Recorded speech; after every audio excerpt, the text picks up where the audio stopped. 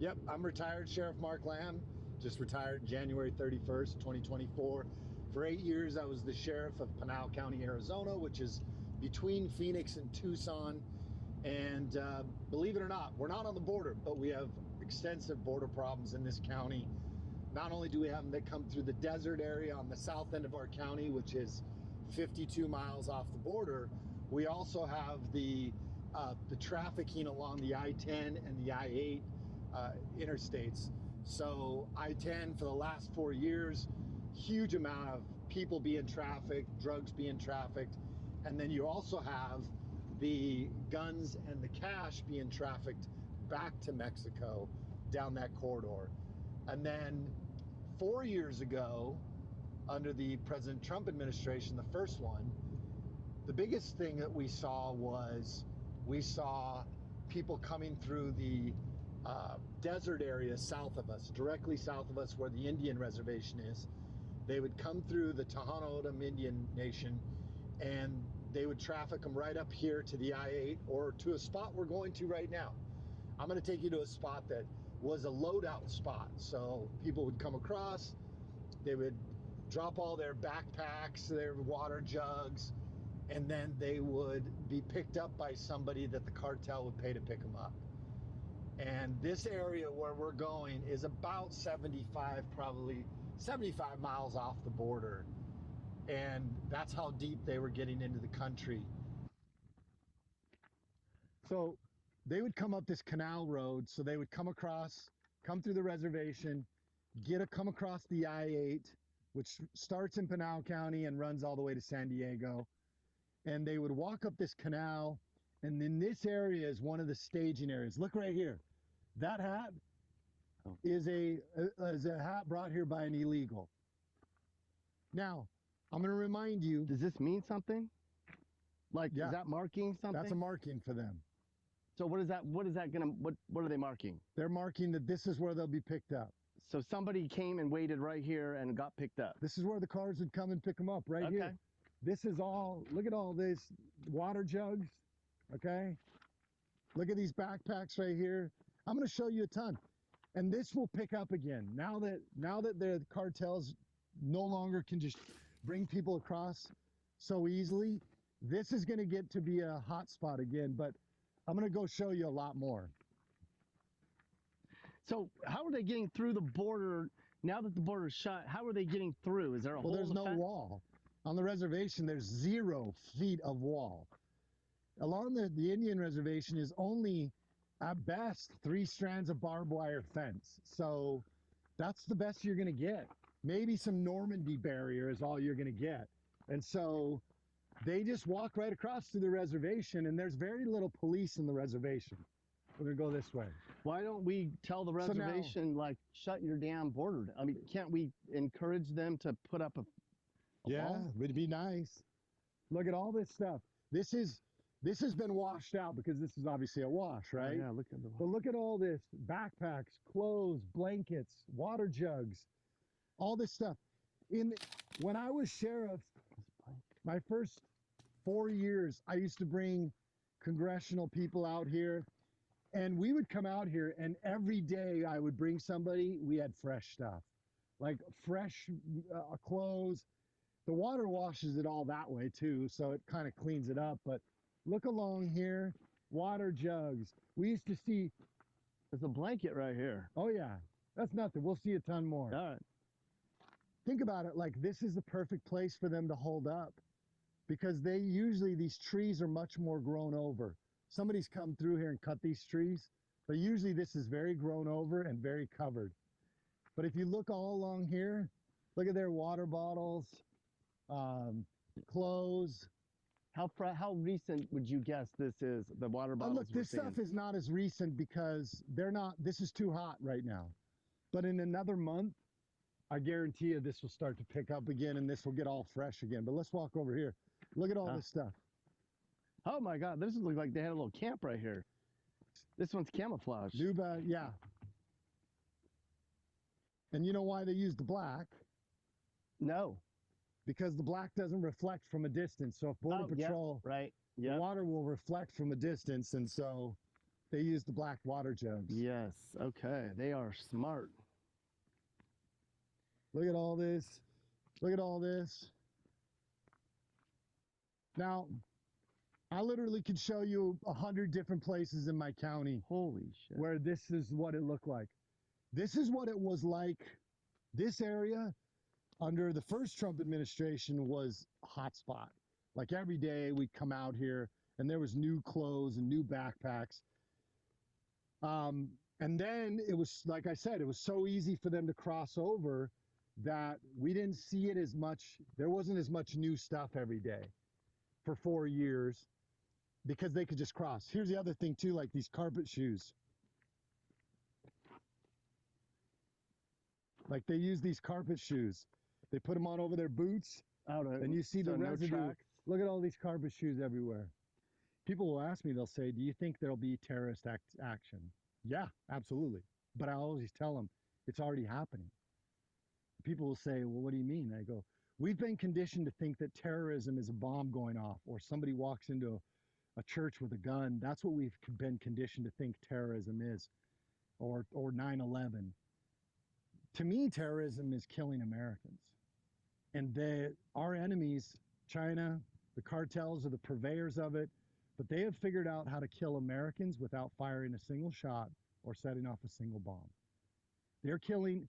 Fentanyl became the leading cause of death in America between the ages of 18 and 45 over the last 4 years, to the tune of about 100,000 people a year.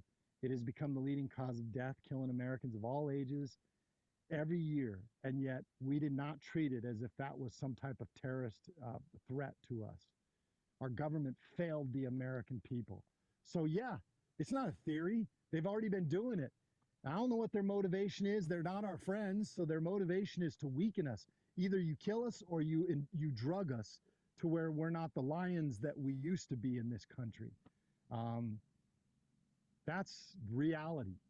And yet Americans refuse to wake up to the fact that we've been being attacked, which is why it was so important over the last 4 years to protect our borders and not let military-age men or drugs come across the border. And yet we had a government that totally turned a blind eye. Not even turned a blind eye. They actually funded it, and they actually were anytime you tried to do something to stop it, they would stop you from stopping it.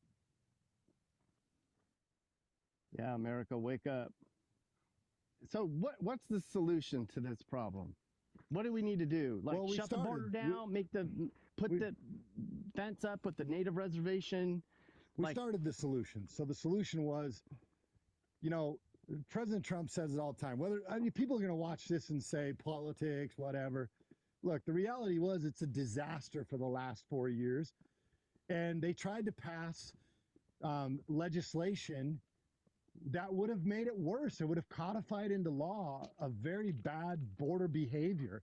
It would have given billions of dollars more to these NGOs who were actually aiding and abetting in the trafficking of human beings. It would have given $2 billion more to those NGOs, and it actually had over $9 billion that was going to go to the State Department for global migration, which would have ended up back in the hands of the UN. Early 2023, I did a video saying that when these people were being released, our government was giving them cell phones, plane tickets, and sometimes even gift cards up to $5,000. And of course, everybody lost their mind and said I was lying and all that junk. It wasn't 3 weeks later that the UN was reported as giving $1.6 billion in gift cards to people that came into this country illegally. The NGOs were the ones. The government says we weren't doing that. Of course they did, because they were giving the money to the NGOs through things like the Catholic USAID, yeah, Catholic Charities, Hayasa, which is the Hebrew one. There's a ton of different, no more deaths. There was several of them that were getting money, and they have since admitted they were giving gift cards and they were giving hotel rooms. You know, so nobody ever decided to change and say, hey, Sheriff Lamb was right. They all wanted to, if you go and look, it still says I was being untruthful, even though it's been proven time and time again, article after article, even admission, congressional testimony that these NGOs were doing that, exactly that. And the reason they're giving money away to the migrants is to make them want to blend in and future voters? I mean, what's the end goal? Why are the NGOs motivated to? Well, the NGOs are financially motivated. They will tell you it's because they care and they're better than the rest of us, like they're self-righteous. They're better than the rest of us. Look, nobody is out here with us trying to save these people. And I have watched law enforcement. Nobody cares more than we do. We're the ones putting our lives at risk out here to fight against the cartels to save people. And then you have these self-righteous people who will tell you that we don't care. And those NGOs, where are they now? Where are they now helping people? Because they're no longer being financially incentivized to do so, you don't hear anything about them. So they were in it for the money. That's why they were in it. But then they would obviously go off and be all self-righteous about it and tell you how bad the rest of us were. But the truth is they were in it for the money. So I go back to your question is, what do you do to fix it? Well, first of all, the first step was we didn't need more legislation. We do need legislation to fix the border and to fix immigration. But we didn't need it under Joe Biden. And what we needed was a new president. So that was the first step. And immediately we started seeing the effects. Before he even took office officially, once the election happened, we already started to see, my last couple months as sheriff, we started seeing the changes. We started seeing the cartels going back to their old methods, and they have had to rely on that. We have seen that the cartels have dramatically increased the price of their drugs, which means they're having a harder time to get it in here. We have seen the amount of drug seizures are no longer like small loads. They're huge loads, which means they're having to bring it in a different way. We're no longer seeing these huge groups of people showing up, which, by the way, they were mostly military-age men. And it's not just people from Latin American countries, not just Mexico, not just Guatemala, not just Venezuela, but they were coming from Africa. Haiti. They were coming from Mauritania, Congo. They were coming from the Middle East. They were coming from Haiti. They were coming from all over the world. I mean, in 2024, I think we eclipsed 60,000 Chinese nationals that were caught. That is a huge amount, especially when you realize it's a communist country and you're not allowed to just leave that country. If you leave, it's because they gave you permission to leave. And so what's the end goal for that? Why are all these Africans and Chinese coming? We know why the Latin Americans are coming, because they want to work the fields and work in the hotels. And I know I keep veering off because there's a lot of information. And you asked, what's the purpose of this? Why did that last administration do it? Huge part is voting. Another part is the global effort. And this is why I brought up the NGOs. But the global effort to change the demographics of all the strong countries in this world. Look at what's currently happening in France. The amount of people that have come from Muslim countries are changing the actual governments there. The newest one is in the UK. They have now the head of their security force, or they're like their CIA, or whatever, their equivalent of MI6, is now somebody from a Muslim country. Folks, that's a big problem. And I'm not saying that towards the Muslim folks or the religion, but they're changing the demographic of those countries. Right now, the birth rate in France and Germany is anywhere between 1.3 and 1.6, okay? 1.9 children per person is unsustainable. The Muslims are averaging 8 per 8. So within a couple decades, those countries will have changed dramatically. So when we talk about changing the demographic, now somebody's going to say, see, he's a racist, whatever, which is stupid. Anytime they start to lose an argument, that's the first thing they go to. I am pro-American. Whether you're white, black, Hispanic, Asian, if you are an American, I'm pro-American. And what they have done is they have flooded this country with people that do not have allegiance to this country. And we're seeing it on the streets of America. We're seeing it in LA. They're fighting against ICE while waving Mexican flags and waving other flags of other countries. Okay? Why? Because we allowed people with no allegiance to come in here unvetted. We are seeing it all across this country. They are changing the demographic of America.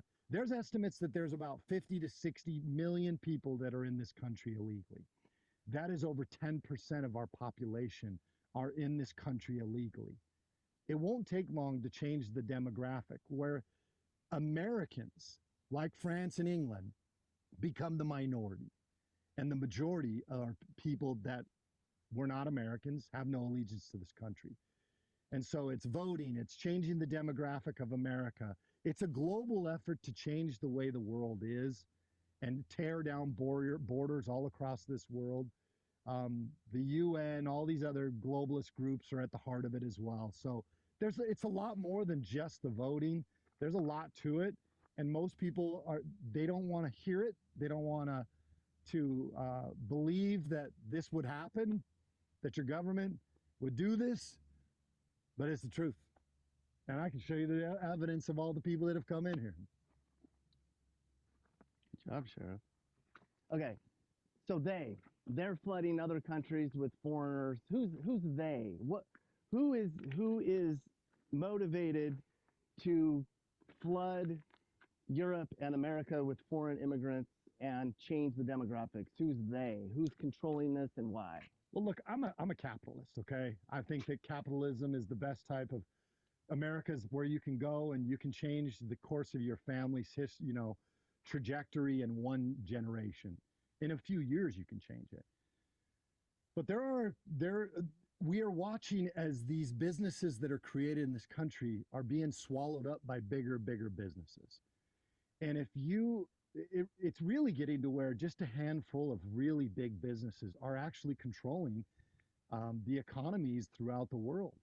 They are controlling, and if it hinders them in any way, if a border hinders them or any of those things hinders them, don't think that it's not beyond them to do what they can to tear away at that. I think if we ought to look into who's funding a lot of these protests and these other things that we see all across the country, because those are oftentimes paid actors. Not oftentimes, the majority of the time they're paid actors. I was talking to a former trooper, and she was in Tucson, and she was in charge of the protests back in 2020 and before that. And she said if they arrested 30 people, 28 of them were not from Arizona. And you have to ask yourself, who's paying these people? Who's mobilizing them? And I think all of it comes back to these people that have an economic vested interest, not just in America, but on a global level. And it benefits them to tear down these countries to where they become the powerful people. It's right on, the writing's on the wall. You don't have to look. People are going to look and say, this guy's crazy. No, I'm common sense is what I am. And I can look at things objectively and realize that there are people that are very powerful, that power means more to them than money does. And if they can take more power, they will. And they are, the ones who really are controlling it, you're never going to know their name. That's why they're doing it, because they are so far removed from it. But you don't have to look very far to realize that even here in America, big corporations are swallowing everything up. And eventually they'll control the marketplace. Over the last 4 years, we had a 377% increase in traffic stops involving human smuggling. And we had a 461% increase in pursuits involving human smuggling that were coming down the freeways and the other highways in my county. Pinal County becomes very important, even though we're not on the border. Whether you come across Cochise County, Santa Cruz County, Pima County, you likely 90% chance you had to come through Pinal County to get to Phoenix, which is then you were distributed. So either the drugs or the people at some point had to come through Pinal County, and we took that serious. So we tried to stop all the vehicles we could. We tried to save these people from being trafficked by the cartels. And people might be saying, well, they just want work. Well, whether they want to work or not, the cartels were extorting the men. They were using the women for sex, oftentimes requiring sexual favors to get them across, and then putting them in the sex trade when they got here. Even though somebody paid $5,000 or $6,000 over there, they could then extort them again and say, unless you pay us another $2,000 or $3,000, you're not leaving here. And so that's why Phoenix during the mid-2000s became the kidnapping capital of the world, where you would go into a house and find 30 people in a house that were being held by the cartels, until they paid the cartels more money. So, and then the children, this is not an area where we would have children coming across. This is an area, because it's such a hard hike. This is almost always military age men. Sheriff, see like this, like these footprints? Yeah. Those are new, obviously. In your, how many years were you sheriff, and how many migrants do you estimate came through this area in those years? I was sheriff for 8 years, and I would estimate, I don't know, thousands of people. I mean, if you're talking about just the desert area, thousands. If you're talking about off the I-10 over the last 4 years, tens of thousands, hundreds of thousands probably. Right here, and why we're only what, an hour from Phoenix, less? Yeah, we're probably about an hour from Phoenix here. Why is this such a hot spot? Like, I mean, there's cows right here, there's farms. Are they come this direction? Like, you would literally see migrants coming through right where we're at right now? There's a couple reasons for that, and that's a great question. The Indian reservation is so sparsely populated that the majority of the people that are coming through the Indian reservation, they're not going to run into anything else until they get to the I-8. And then they don't necessarily want to load out on the I-8. That catches a lot of interest. There's a lot of vehicles that move around throughout the day and night that are farm vehicles. And so if they can get up to here, they can mix in, and it's a lot easier, it's a lot safer for the pickup vehicles to come and get them. And then once they get picked up and they're on their way to Phoenix, they're going to be spread throughout the rest of the country at that point. And so part of it is just the fact that logistically, this is a good spot for them. And we are how far from the border right now on foot? This is probably about 70 to 75 miles away from the border. And they would walk this far from the border. And how long does that take? About 6 days. The cartel was making so much money. They went from making $500 million a year to $13 billion a year. The reason they were able to make that money is because of the amount of money that the illegals were paying the cartels to be trafficked into here. So how much does it cost? How much do I pay a cartel to get me up here? For the last 4 years, it was about $5,000 to $6,000 on the low end. It could go up to $50,000 on the high end, depending on if you were a high profile. High profile being maybe you come from China, maybe you come from Middle East, and so there's high profile people that they push through here. We found house moms, and we found people flying in from out of state, and we found teenagers as young as 12 years old that were actually working for the cartels, trafficking people across from the border all the way up into Phoenix. Then they were distributed throughout the rest of the country. U.S. citizens were doing this. U.S. citizens. During the Biden administration, they didn't have to come 6 days anymore. No, they would just go and claim asylum and hold their hands up. Okay, so now they're having to sneak again because the border is shut down again. Yes, but this is a dangerous area because it's so hot, and they have to hike for 5, 6, 7 days. You know, so now what we see is these areas will pick up in the next month. These orange baling twine is the remnants of marijuana backpacks. So they would put 50 pounds of backpack, and they would take it and they would tie the marijuana with those baling twine. These were the straps of their backpacks, and they would have a 50-pound packs of marijuana, 2 25-pound packs tied in with that baling twine, and they would bring all this across. We would come out here in the desert and we would find 20. I have a Connex box full of marijuana. You want to talk about getting a headache? Walk in that thing for like 2 seconds. But marijuana by the truckload we used to get in this area. So, okay, so the latest drugs, fentanyl, clearly, are they bringing that through here? Or is that more of now, so what they used to have to do is part of their toothpaste. Yeah, there's toothpaste, antibiotic cream.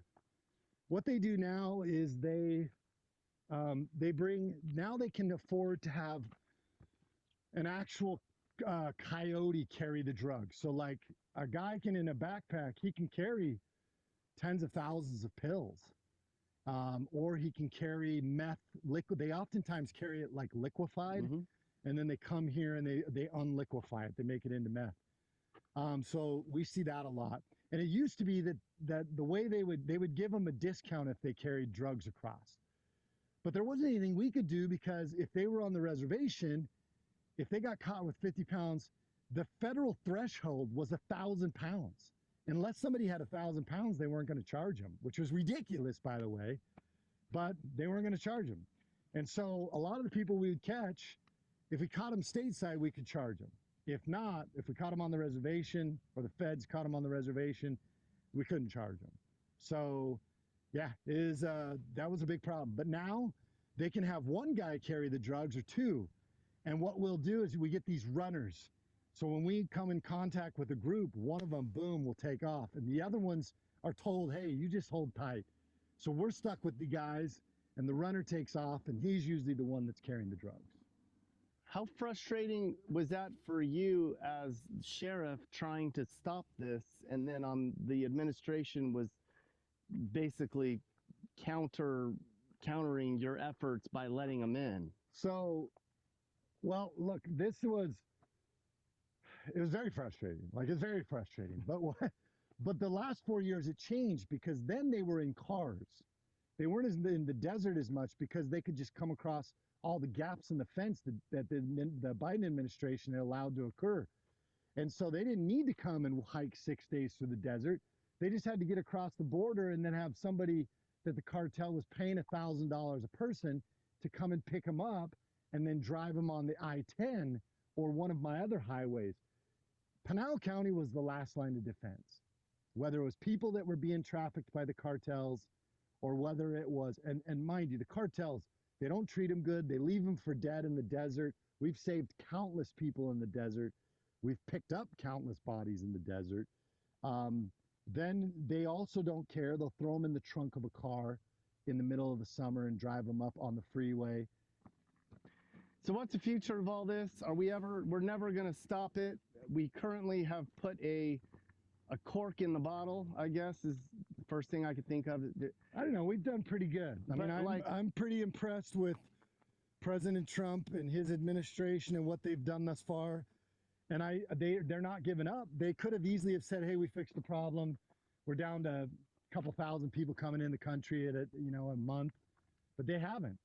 They're continuing to push. And look, we already let the devil in the back door. We let the wolf into the house. So when people say, well, we don't want to remove these people, guys, you can't afford not to. We are going to be in big trouble if we don't remove the people that came into this country illegally. They don't love America. Some do, some want to come work, and they're mixed in with a lot of other people. But in the end, everybody who came into this country illegally or who made a false asylum claim, they all broke the law. And they have to be accountable. We can't just pick and choose which laws we're going to follow. We won't have an orderly society if we do that. So, and then one thing I always get is people will say, well, Sheriff, what about all the good people? The workers, okay, the ones that want to work, the poor mom and the little kid, and they just want a better life. I agree. There's a lot of those. But here's what happens. They came into this country illegally. So whether you're a good person or not, when I read the code, and the code says, hey, if you do this or this or this, that breaks the law. I have never once seen a law that says, unless you're a good person. There's not in any law. So that doesn't give them the reason to come in this country illegally. But here's what happens when you come in the country illegally, and especially if you're working in this country. If you came in this country illegally and you're working without permission. So either you're being paid under the table and you're not paying taxes like the rest of us, or you're fraudulently using somebody's social security number, or you acquired a social security number fraudulently, or you are, well, those are the big ones for work. Then if you're driving without a driver's license. If you don't have a driver's license, you're not going to get insurance. If you don't have insurance, you're victimizing Americans. I could line Americans up, Arizonans up, that have been hit by people here in this country illegally. My son, one of them. And I had to shoulder the brunt of that because they left the scene and they didn't have insurance because they're here illegal and driving illegally. Many of the illegals, we found out that there was over 2 million illegals that were taking advantage of Social Security. We have a ton of Americans that are mad thinking Social Security might not have the funding it needs. That's a real thing. Why? Because we've had millions of illegals every year that are on Social Security taking money that you paid into, that Americans paid into, that they're taking after they came into this country illegally. So we got to do better as a government, and you should be mad about that as an American, that somebody would come in and take from you and your family, whether they're a good person or not. They're breaking the law. All right, I think we got some really good stuff, Sheriff. So much stuff that the first phone burned out. I'm wearing a seatbelt. I have to just get out and fix this gate real quick, and then I'm putting the seatbelt back on. I don't want all the people to be like, he's not wearing his seatbelt. I'm the one without my seatbelt on. Well, if you're watching this down south of the border, you're thinking about coming up, don't try.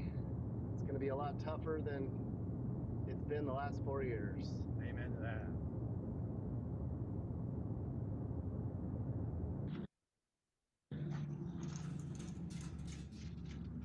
That's it, folks. That's a wrap. Now you're more informed.